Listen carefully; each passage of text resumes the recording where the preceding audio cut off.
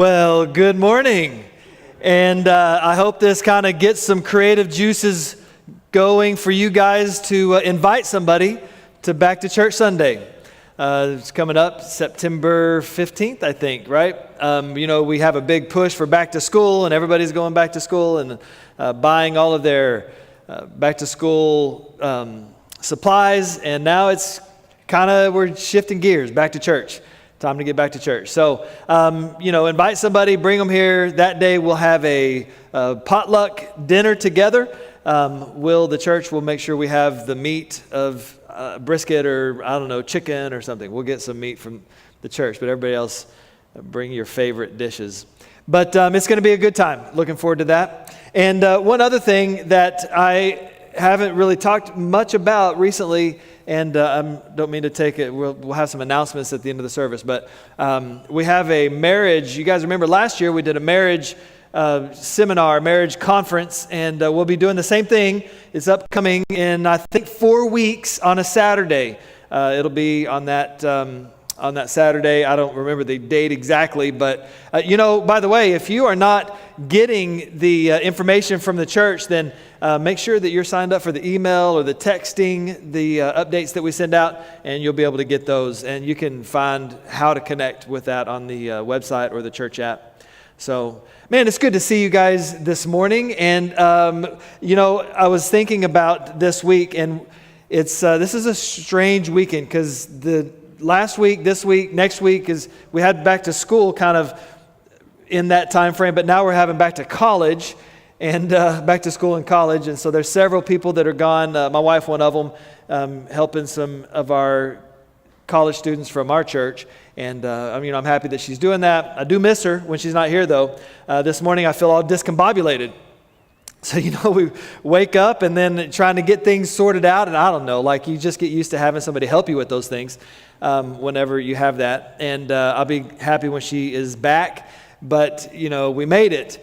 But I know there's several others, though, because you noticed, and Bruno, I appreciate him, and Gabby, Alex making a quick shift because quite a few were not able to be with us this morning. Some of our volunteers that help on the worship team and in other places. So, but it's good to see you guys. And you know what? It's a great time of year, isn't it? Because football is starting.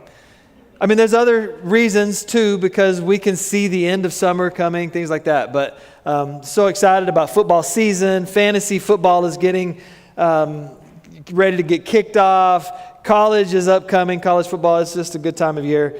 I hope you guys are. Yes, thank you, Kenny. He's wearing his Longhorns gear this morning. Very excited about that. But anyway, I'm glad y'all are here.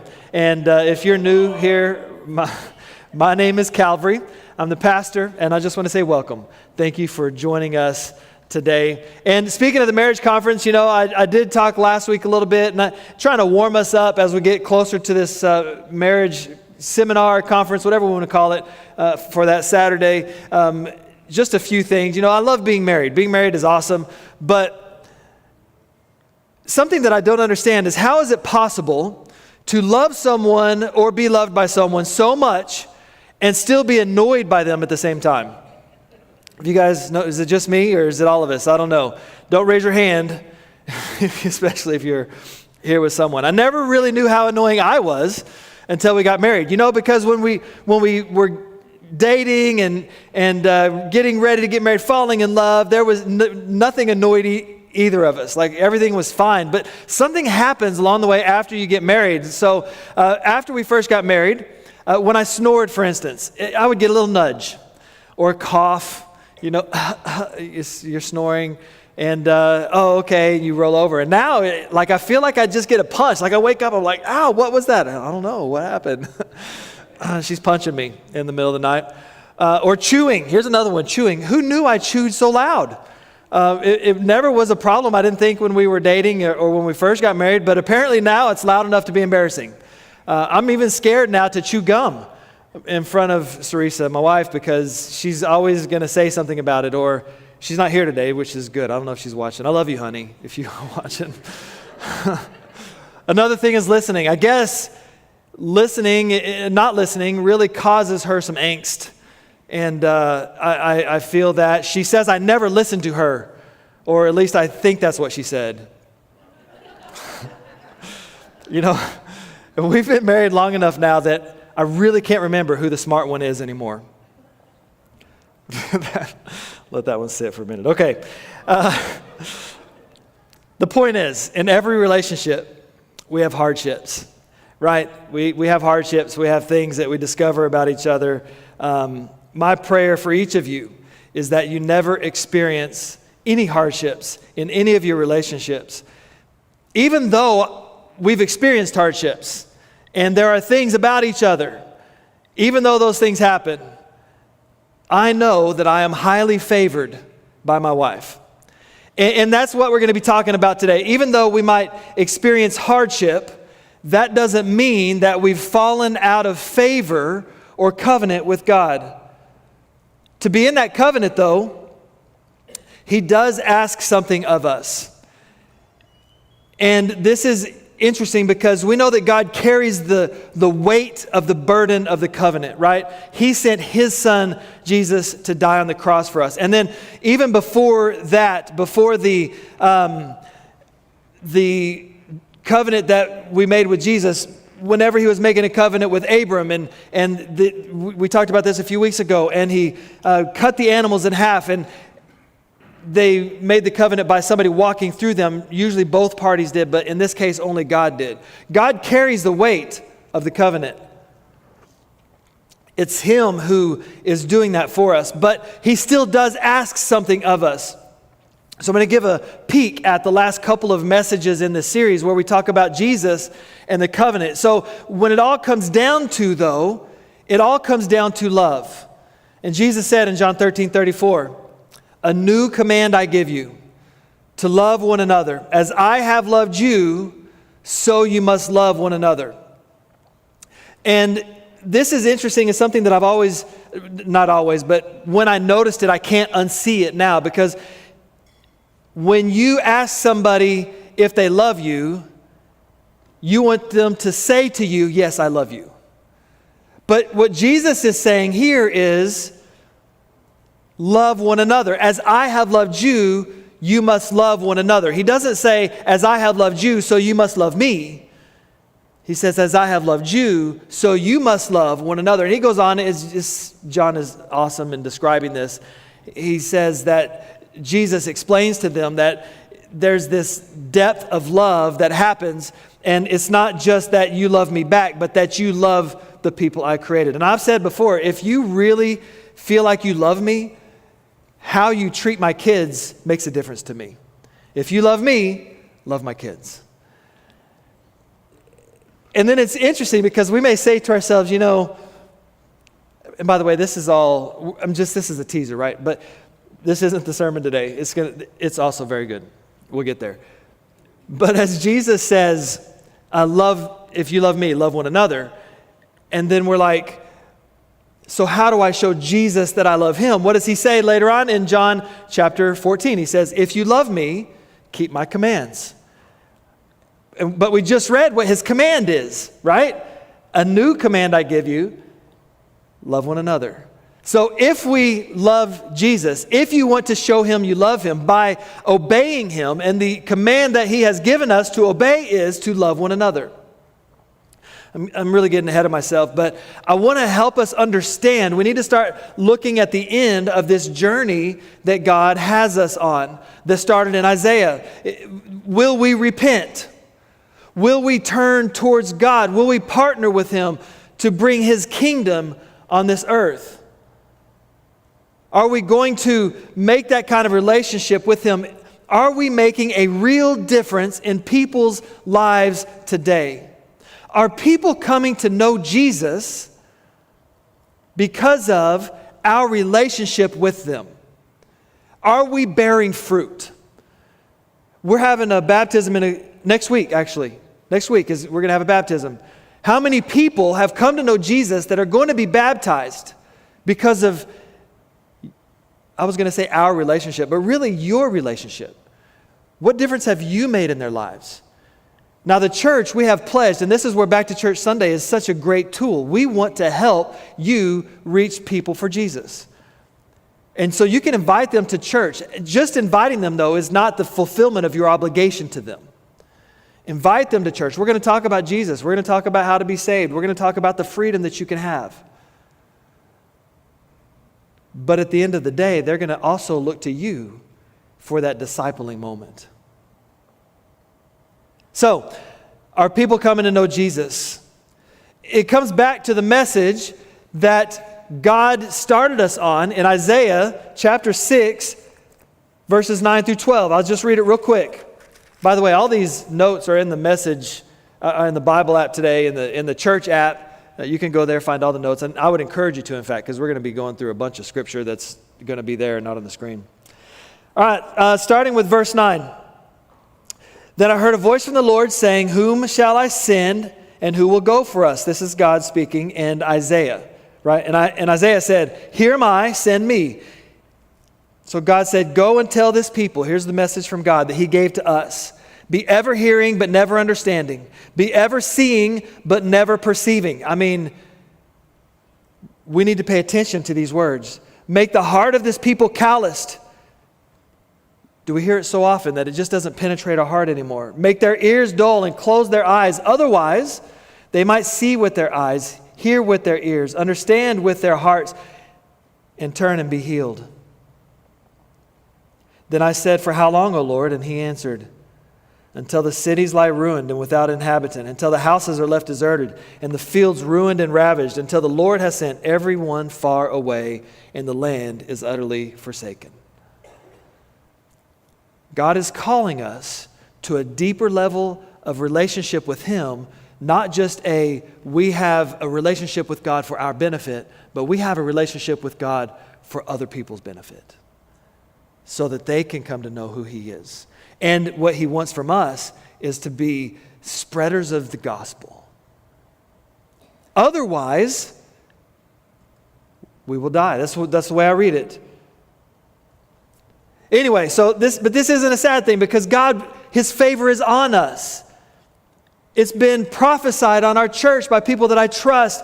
It has been evident in things that happen all the time. It's God's favor is here. So we're studying covenant and favor. And if God's favor is on this church, and if he's drawing people to himself, we need to know what we're entering into, because we're not being called to easy street.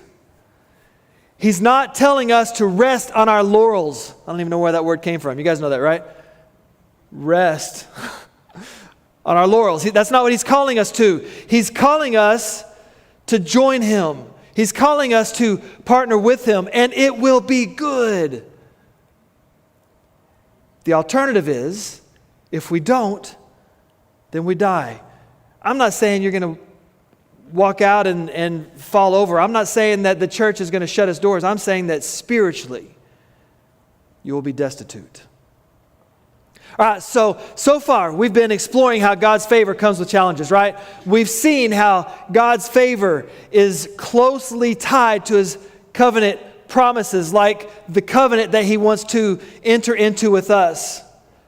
And at the end of this whole thing, and this is why I'm kind of talking about the end a little bit, at the end of this season that we're in, he's going to call us to a decision.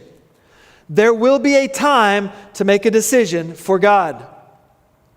I want to introduce Moses then today. That he's going to be the focus of what we're doing, a key figure in the covenant history.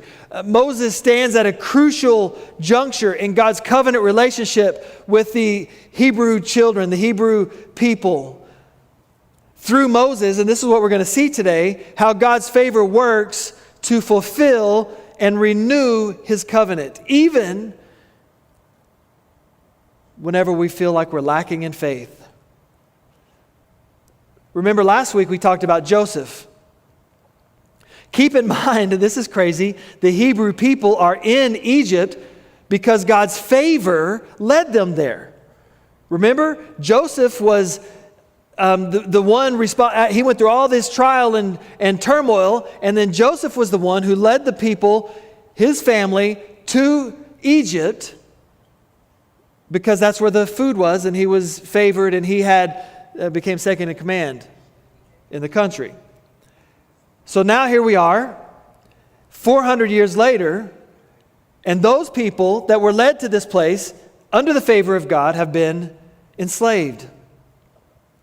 I won't get into all of that. Read Exodus, the first chapter, and it'll explain some of that. But understand that the time between Joseph and Moses, the people have been enslaved. And it's even worse than that. Like that Moses was born is like a one in a million shot.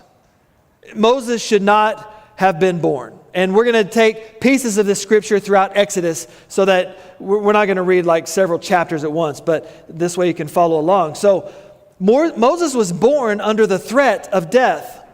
What happened was, because of the Israelite people had grown to be so many, there were so many Israelite people that a Pharaoh who didn't know Joseph and what Joseph had done said, you know what, there's so many of them. Here's what we're going to do. We're going to enslave them, and we're going to kill all the males. Leave only the females. We're going to kill all the males who are born. That's what Moses was born under. He should have never been born at all. He issued this decree. And there's a lot of things I could say about this, but what he did essentially, and this is another cool part of the story, he told the midwives, when a Israelite is born, you must kill the male. And remember, they didn't have sonograms. They didn't know ahead of time. The mothers that were giving birth to these infants I'm sure they were scared. Like, they don't know. Is this going to be a boy? Oh, I don't know if I want a boy because they're going to kill my baby when it's born. Like, that was kind of what was going on. But the midwives said, you know what? We're not going to kill the babies. And Pharaoh said, why aren't you killing the babies? And they said, this is funny a little bit, but they said, these Hebrew women, man, they have babies faster than we can get to them. We don't know. They're having them too fast. So Moses then was born. They hid him for a while, and then they put him in a basket. You guys probably have heard this story. They put him in a basket, put him in the river, and he floated down to Pharaoh's daughter. It's crazy. Pharaoh's daughter said, oh, look, a baby floating in the river, a Hebrew child. And so then Moses' sister, who had been watching, said, hey, I know a mom, a Hebrew mother who can take care of this baby if you want. Oh, that would be great, yes. So she took the baby back to back to his mother, who was able to raise him for a certain time, and then gave him back to the Pharaoh's daughter because she wanted him. All right, so this is Exodus 2:10. When the child grew older, she took him to Pharaoh's daughter, and he became her son. She named him Moses, saying, I drew him out of the water. This is just too good to ignore. God's favor was poured on Abram. Now listen, keep in mind that Moses should have never been born, right? Like, he should have been killed when he was born. So that's favor number one. Favor number two, he was able to be raised, at least for his younger years, by his mother. And then he was able to be brought up in a king's palace. I mean, you want to talk about somebody who should have never existed. Now he's living in the palace as a stepson to the king? This is crazy. So God's favor was poured on Abram, who entered covenant with God. Then, to preserve his people, God led them to Egypt, and Joseph was raised up to rescue them. Then God knew that it was going to be for them to be the nation that was promised, that it was going to be difficult. It had been 400 years since that time, and so now it's time to raise them up. But oh no, the one who's supposed to deliver them is going to be killed. But wait, God's favor preserved Moses. Moses was preserved so that God could fulfill his covenant to Abram. I mean, sometimes we just don't see the whole picture. We don't know what God is doing. God's covenant faithfulness is evident even in dangerous times. God's covenant faithfulness is there with you even when things seem uncertain. Because you remember back what we talked about yesterday in Genesis. Then the Lord said to him, know for certain that for 400 years your descendants will be strangers in a country not their own, and that they will be enslaved and mistreated there. But I will punish that nation. And afterward they will come out with great possessions. 400 years, God had seen their trials. For 400 years, God had watched them struggle. He had seen them become slaves. He had seen that they were mistreated. He wasn't oblivious to what was going on. He saw it. And I think sometimes we cry out to God and we say, God, don't you see what's happening? And He says, yes, I see. But I've got a plan. Can you be faithful to me? I've got a plan. I know what I'm doing. I love you. I'm in covenant with you. And Moses' preservation is an example of God's ongoing faithfulness and commitment to Moses and to us. Abram didn't get to see this while he was alive. His field of view was too limited. He didn't get to see it. This 400, think about even this country 400 years ago. There was no United States. 400 years ago, we read it in the Bible, and I was like, oh, 400 years. 400 years was a long time. All right, so let's fast forward just a little bit. If we go into Exodus chapter 3. Exodus chapter 3, verses 1 through 10, this is one of the famous burning bush story, right? So Moses was tending the flock with Jethro, his father-in-law, the priest of Midian, and led the flock to the far side of the desert and came to Oreb, the mountain of God. An angel of the Lord appeared to him in flames of fire from within a bush. Moses saw that though the bush was on fire, it did not burn up. So he said, I'm going to go look at it a little closer. But he's just walking along the desert. He sees a bush burning. Now, as a child, I always thought it was interesting that in a desert and there's a bush just burning, right? But, I mean, that's not out of character necessarily. I mean, it maybe is a bit unusual that there would be a bush burning. Who knows what happened? It doesn't tell us. Maybe it's struck by lightning. Maybe, we don't know the conditions. I don't know. So Moses is like, oh, that's strange. A bush is burning. I'm going to go walk up to it. That's what caught his attention. But as he walked over to observe, in verse 4, when the Lord saw that he had gone over to look, God called him from within the bush, Moses, Moses. And Moses said, here I am. Do not come any closer. God said, take off your sandals, for the place you are standing is holy ground. Then he said, I am the God of your father, the God of Abraham, the God of Isaac, and the God of Jacob. Moses has experienced what we would call a theophany. This is a visible manifestation of God, a theophany. Many of us probably pray for a theophany. We want to see God. We want a visible manifestation. We want Him to meet us in this place. And I can only imagine. Do you see what God called Himself? He identifies Himself in covenant terms. He didn't just say, I am God. Remember, when He bound Himself to Abraham, He changed their name from Abram to Abraham, and He added their name to His name. This is a covenant. The God of Abraham, the God of Isaac, the God of Jacob. This is the God that they had been waiting on for 400 years. This is the God they had heard stories about. This is the God that they didn't know. Can you imagine now? Put yourself in that situation.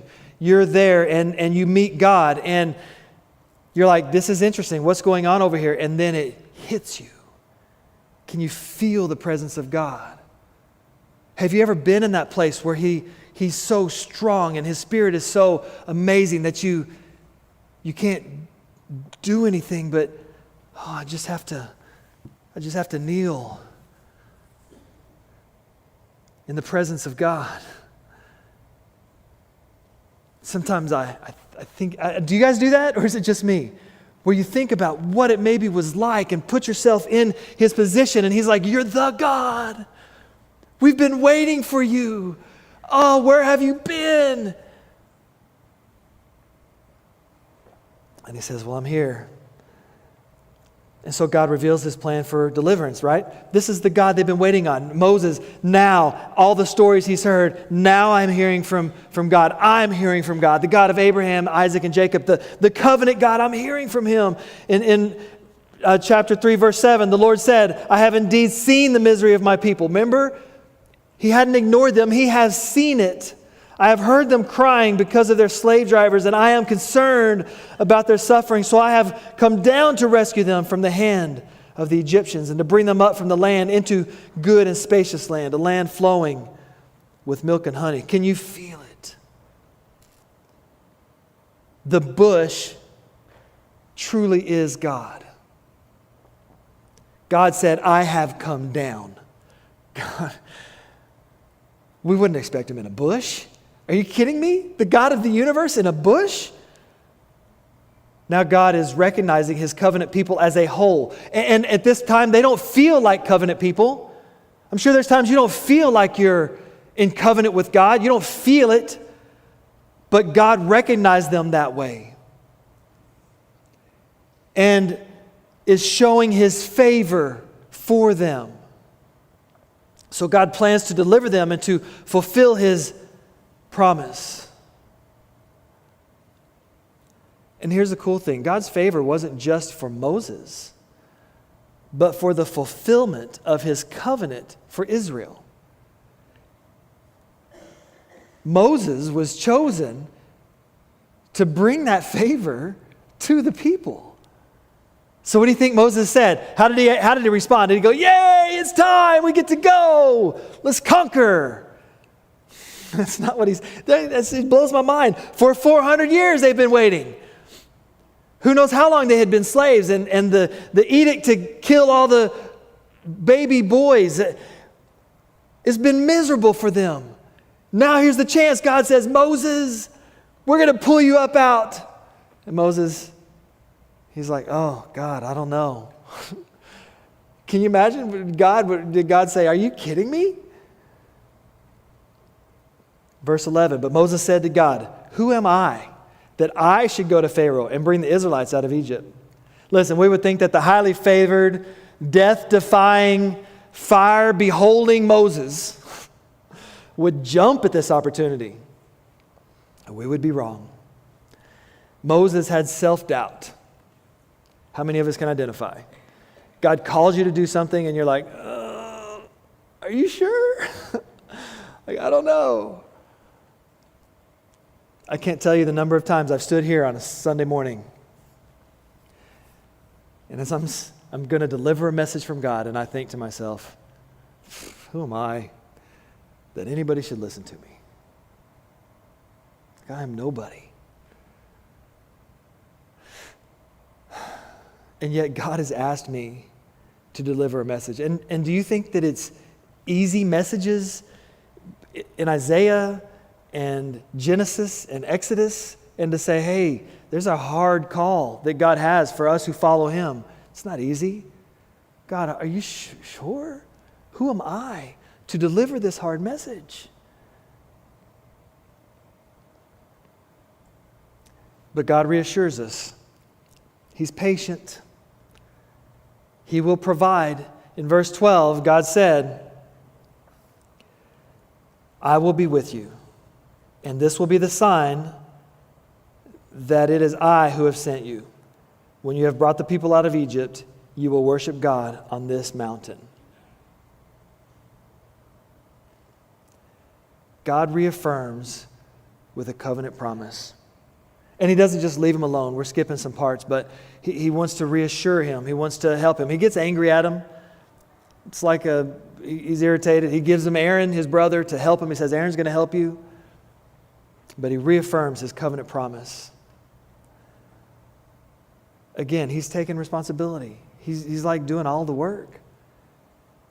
Verse 14 and 15, God said to Moses, so Moses says, who am I to go? Who should I say sent me? Like, I'm just Moses. I have no authority. Who do I tell him sent me to do this? And this is cool. God said to Moses, I am who I am. This is what you're to say to the Israelites. I am has sent me to you. God also said to Moses, say to the Israelites, the Lord, the God of your fathers, the God of Abraham, the God of Isaac, and the God of Jacob has sent me to you. So I want to talk about that for just a minute. The word Yahweh, we all know this, right? This is so cool. Until I was studying this, I don't think I ever paid attention to the first part that he says, because God said to Moses, I am who I am. And that word is Ehyeh Asher Ehyeh. I think I have a slide to show that. Ehyeh Ayer Ehyeh. That means I will be what I will be, or I am who I am. But then he goes on and says, Yahweh has sent you. And so he uses the third person form right here. And it's interesting, if you study Jesus, there's a few times that he says, I am. He's identifying with this. We'll talk about that later too. But here's something that I learned this week. Some of you probably know this. I was slow to the party on this one, I think. When you pronounce Yahweh in Hebrew, it can only be pronounced because there's no vowels, right? How do you say that word? It can only be pronounced by breathing in and breathing out. So when you breathe in, Yahweh. Say that. Try that. Yahweh. It's the only way to properly pronounce it because there's no vowel sounds.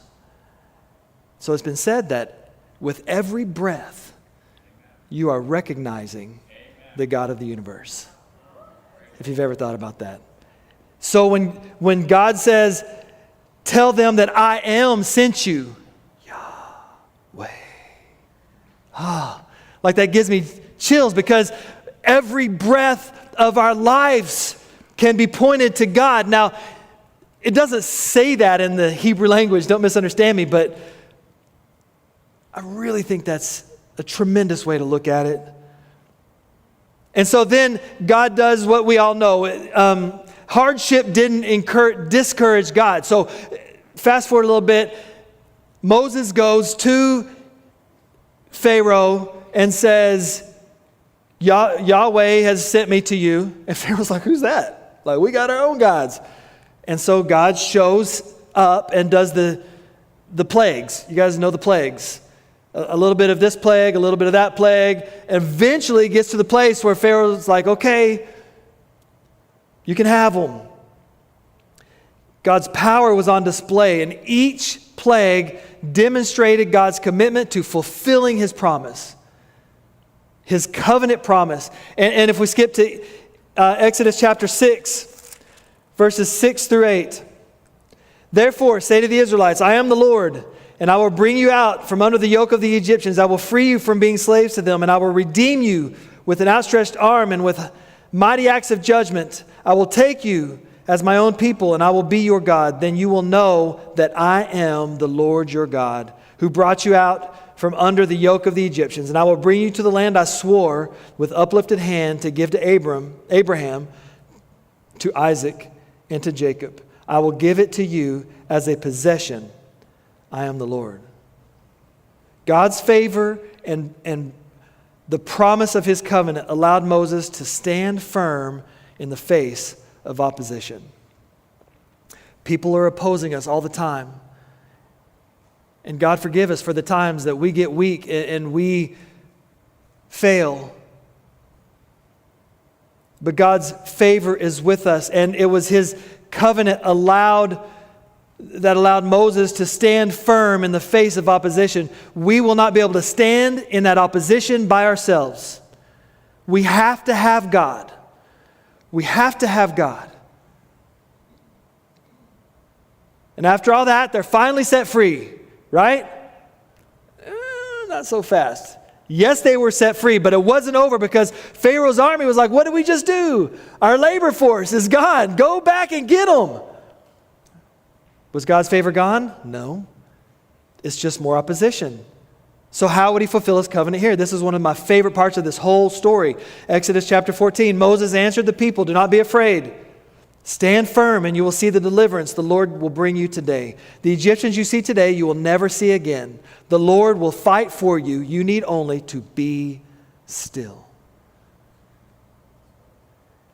The whole of the Egyptian army is barreling down on them. And if you read the story, you'll see that they've got like cliffs to the one side and the Red Sea to another, and like they are in a tough spot. And they're like, we don't know. Moses, did you bring us here to kill us? And Moses is like, God, did you bring us here to kill them? What's going on? But God's favor empowered them to trust him in impossible situations. He said, you don't need to do anything. All you need to do is stand firm. The Lord will fight for you. You need only to be still. Sometimes when battles come our way, we start trying to fight and we want to do, and we would expect them to, everybody, I don't know, we don't got swords, pick up some clubs and get the rakes and here we go. That's what we do. And God said, just let it go. I will fight for you. And in this case, God's favor and his covenant promise ended up in Moses and Israel being delivered. All right. I'm almost there. Just making sure we're getting close. So here at the end, so what's happening here? They get released. They go to Mount Sinai. And this is where God renews and expands his covenant. All right? He says in Exodus chapter 19, you yourselves have seen what I did to Egypt and how I carried you on eagle's wings and brought you to myself. Now, if you obey me fully and if you keep my covenant, then out of all nations you will be my treasured possession. Although the whole earth is mine, you will be for me a kingdom of priests and a holy nation. This isn't just a fulfillment of the Abrahamic covenant. This is an expansion of it. If you keep my covenant, then out of all nations you will be my treasured possession. Although the whole earth is mine, you will be a kingdom of priests and a holy nation. Now I could go into some of Paul's writings. There is no slave nor free, Jew nor Greek. We have been invited. We are part of a holy nation. Peter tells us that we are all priests. We don't get let off the hook. It's not like I'm a priest and you're not. We are all priests. Through Moses, God sets Israel up as a nation and gives them the law. And the law that he gives them, this is where I believe that the Israelites got off track. And when Jesus came to fix things, the law is not just a list of rules, but a way of living in covenant relationship with God. It's not just here's your list of rules, go follow all these and everything's going to be fine. God's inviting you to covenant. And again, we're going to get to this, but this is the old covenant. Jesus made a new covenant with us. The basis of that new covenant is love. So when he says, when we are to fulfill our end of this covenant with God, he's made it so much easier for us. It's now love. The way we fulfill our covenant obligation is by love. And not love God, but not only love God, love others. Jesus says that's how people will know you're mine, by how you love each other. All right, so what about us? Like Moses, we're called to participate in God's covenant promise. God's favor on us is not for our benefit. Do you see how this ties in? This covenant that we enter into with God is not for our benefit. I mean, it is, but not only. It is for the benefit of others. He's calling us into a relationship that is such a relationship that other people come to know Jesus, that other people come to know his kingdom, that other people are invited in. Do you know how important justice is to God? Justice to God is so important, and that justice is served by us when we love people. Not just each other. It's easy for us to love each other. In this room, we all similar and we smell good but what about those who are unlovable? That's where we come in, because they're not unlovable. God has called us to love them. God's favor seems to manifest in unlikely people. When we feel like we can't, God finally has us where he wants us. He has us in a place of surrender that he can use. Listen, Moses faced opposition, and so will we. We're going to have opposition. It's not going to be easy all the time. But God's favor and his covenant promise is going to sustain us through difficulties. And remember, last week I said this.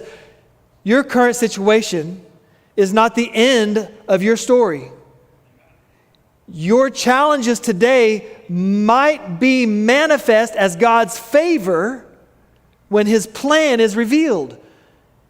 You're going through a challenge today and you're like, oh, now I see what's happening. That challenge that I went through, now I understand. God's favor was on me. It was a challenging time. His favor was on me because now that favor is helping other people come to know Jesus because of that challenge. The band's going to come and we're going to have a time of worship, but I just want you to remember that Moses' example shows us how his favor and his covenant work together. And we need to trust His plan even when we feel inadequate. Because we may very well be the channel by which God pours His favor out on somebody else. His favor might very well be manifest in our lives so that other people experience that favor. We know that we are conduits of His love. He has called us to love others like He has loved. And isn't it interesting that He doesn't just say, I want you to love other people. He tells us how to love them. Love them like I loved you. It's easy for us to sit in here on a Sunday morning and have a time of worship and listen to a teaching, a sermon of some sort. But how is that translating to the world around us? Are we reaching people for Jesus? So in your life, don't think that God's covenant with you is gone. Don't think that His favor is not there anymore.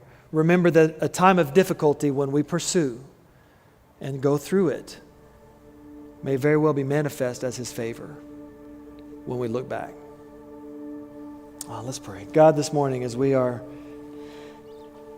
thinking about your covenant, as we're thinking about your favor in our lives, I just pray that you would help us to remember what it is that you have called us to remember who you are,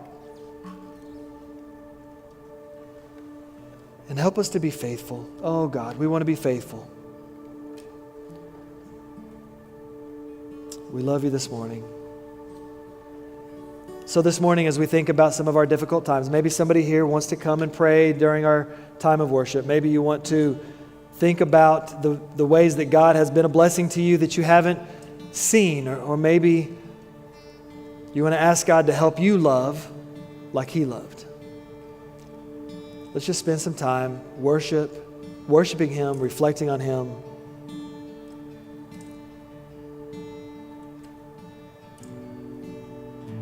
And really renewing our covenant. God, we love you. Continue with us, we ask in Jesus' name. Amen.